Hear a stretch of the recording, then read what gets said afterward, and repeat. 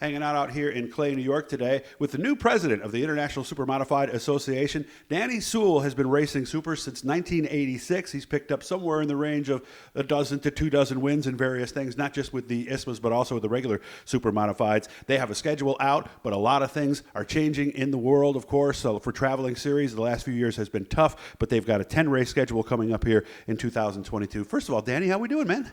Very good. Just met him a couple of minutes ago. What's behind us? Is this your car for the year? This is our car. Trying to get some winter updates done to it and make it hopefully a little bit quicker than it was last year. So what are your goals coming in? Obviously, this is a new position for you. What are the goals right now, and how are things in the world of super modifieds, winged supers? Well, I won't beat a dead horse, but everybody understands the I guess, distress that super modifieds have been under and COVID-19. But really, right now, we're trying to create a basic good payday for people to come and not, I guess, step in each other's race events so we can get the best of the best from the Midwest, New England, and New York to attend all these races. Big news from the offseason was 3 races at Oswego this year, 2 in Ohio, 2 in Michigan, 1 in Jennerstown, Pennsylvania, 2 in New Hampshire. I guess one of the big things, anytime you're putting a traveling series, you can have too little races, you can have too many races. How do you know how many, and how tough is it to put a schedule together? Well, since this is new to me, probably less is more at this point because we'll make all these very, let's say, extravagant. Try to make the best of these small races and build back up where ISMA was. Years ago, we would run 20 to 23 races in a season, and traveling is limited, so we're trying to basically retool some different concepts to get everybody who still enjoys this racing to be engaged and be able to travel across the country and support it.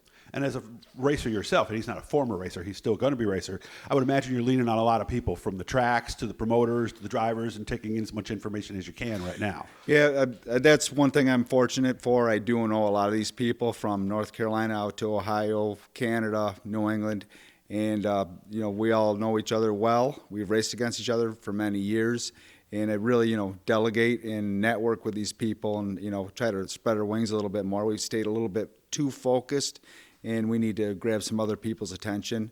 And that's one of the reasons we have you on our team now.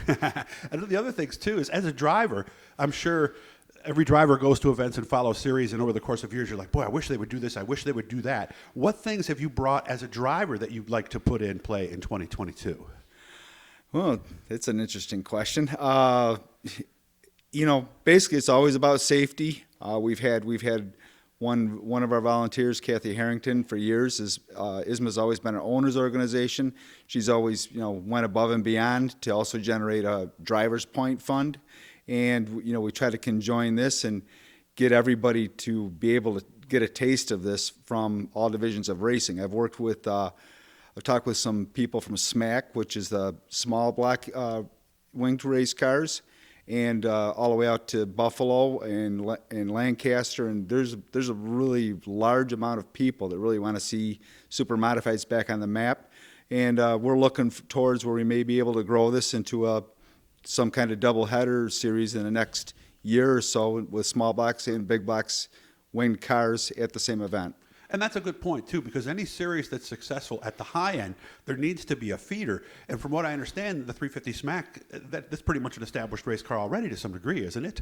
Yes. I've talked with John Burke recently, and he's really done a heck of a job promoting that and growing that. And there's a lot of super talented people that we obviously would like to get up and race the big blocks as well. And there's a big desire for that from their side as well. How are costs in this right now? Because obviously that's a big factor across the board. The costs are always expensive. It doesn't matter what form of racing. Probably where I'm looking for is the cost of doing business. The racers need to, especially the guys that don't have big capital, they need to be able to survive from race to race. So we got to look at the things that make people survive so they can go to the next race and still afford to get, have their cake and eat it too, put dinner on their table and work on their cars. So we're looking at more of the expenses of, the commodities. What do you use up week in, week out that you can't take to the next race? So I don't know if it's necessarily an engine, because an engine, you invest in what you have for reliability and longevity. But maybe we should look at other commodities like tires, fuel, shorter races, if you want to run smaller purses, things like that, that the racer will see immediate impact on their cost out of pocket every race if we can reduce some of those. And even something as basic as purse, you could put all the money up front, you can pay it back through. There's a lot of different ways to construct that, so I'm sure you're looking at different options there. Yeah, there's a lot of different options there, and there's been a lot of champions in the past. We've always been contenders. We've never had a championship, but it took a lot of people like me to be there to create these champions. So it takes everybody to get it done. Obviously, with the pandemic, a lot of traveling series in 2020, we're lucky if they ran 1 or 2 races. How did that affect ISMA, and how can you bring it back? Oh, it was an interesting season. Basically, our strongest races were we had a couple in the New England area, a couple of them in the Ohio area, and basically we went down with really conflicts from the other divisions or other racetracks that are racing weekly. Made it a little bit difficult for attendance. They need to, I would not say they, we all need to work with each other to support this well. I think when we went to our New England races, it was probably 40 to 50% out of the area that weren't in attendance. So I'll say there was I think we went to a racetrack in New England early in the season last year, and there was a 13-car field, but basically it was just about 50%. If we would put if the Canadian borders were open, there was another 3 or 4 cars right there, which puts basically the traveling organization well over 50% of attendance for that race. The immediate things you're working on, one of the things you told me, new website. What is the address, first of all, and what do you plan to do there? Well, you're not going to be doing now it, you're right? putting me on the spot. Okay, well, search ISMA, guys. You'll find it. Internet, ISMASupers.com. Yeah, he turns wrenches and does things like that. So I went too far on that one right there. Obviously, want to use as many social platforms as you can, though, because that is kind of the name of the game at this point. Yes. Looking for help? Yes, all the time. Okay. All the time. People have questions. What's the best way for them to reach you? Drivers, promoters, things of that nature, I'm thinking. We do have, all the social media aspects on our website. Keith Champagne's created a new website. It's going to be very user-friendly compared to what we've seen in the past.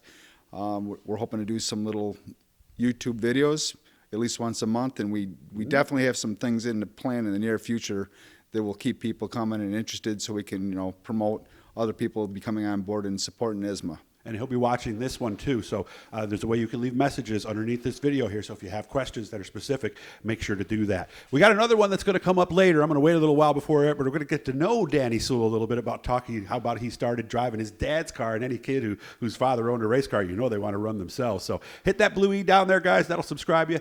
Danny, thanks for having me out, man. And we'll keep in touch, and I can't wait to see how things are going to turn out this year. Thank you. I look forward to a great 2022 season. You're listening right here. Come back for more.